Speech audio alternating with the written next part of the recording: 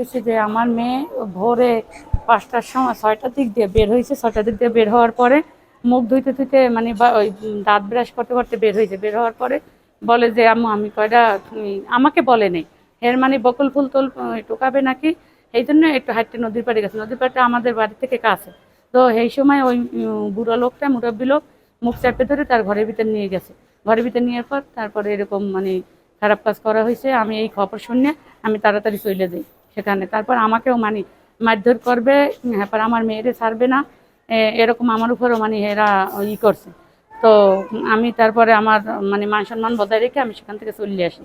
আসার পরে আমি এখানে স্যারের কাছে ফোন দিই, স্যারেকে নিয়ে তারপর আমি আমার মেয়েরে উদ্ধার করে এই হসপিটালে আসি। মানে থানায় আসি, থানার পর থানার দিয়ে আসার পরে এই হসপিটালে এরা আবার রিভার্ট করে। আজকে সকালে পিরোজপুর সদর থানাধীন মুক্তারকাটি গ্রামে একটি ধর্ষণের ঘটনা ঘটে। এই ঘটনার প্রেক্ষিতে আমরা একটা অভিযোগ পেয়েছি। অভিযোগ প্রাপ্তি সাপেক্ষে আমরা নিয়মিত মামলা রুজু করেছি। আসামি একজন গ্রেফতার আছে, তাকে বিজ্ঞ আদালতে প্রেরণ করা হয়েছে।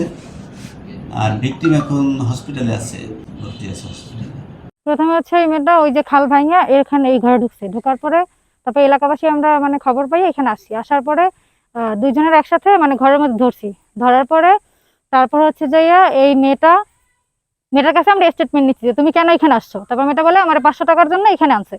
মানে আমাদের কাছে স্টেটমেন্ট দিচ্ছে। একটা মেয়ে যদি ভালো হয়, সে টাকার জন্য 500 টাকার জন্য বাবার বয়সী একটা লোকের কাছে কেন আসবে? সে মেয়ে একটা প্রস্টিটিউট দেখে এখানে আসছে 500 টাকার বিনিময়ে। এখানে আমি মনে করি ছেলে মেয়ে, ওই যে পুরুষ আর মেয়েটা দুজনে সমান অপরাধী।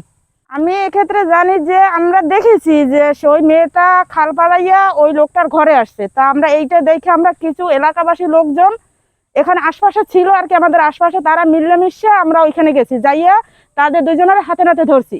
ধরার পর আমরা মেয়েটার কাছে জিজ্ঞেস করছি যে তুমি এই বাসায় কিসের জন্য আসছো।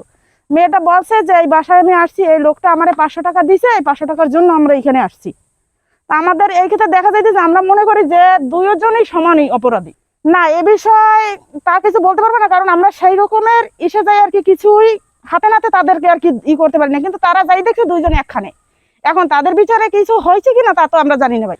না, সে জোরপূর্ব ভাবে তারে আনে না। জোরপূর্ব ভাবে যদি আনতো তাহলে হয়তো সে লোকটা তাদের বাসায় যাইতো, কিন্তু সেই মেয়েটা তো এই বাসায় আসতো না। ঠিক আছে, মেয়েটা টাকার জন্য এই বাসায় আসছে। আর মেয়েটা যদি ভালো হইতো তাহলে এই মেয়েটা এই বাসায় কিসের জন্য আসতো? সে হয়তো নিশ্চয়ই না, এরকমের কোনো শব্দ আমরা পাই নাই।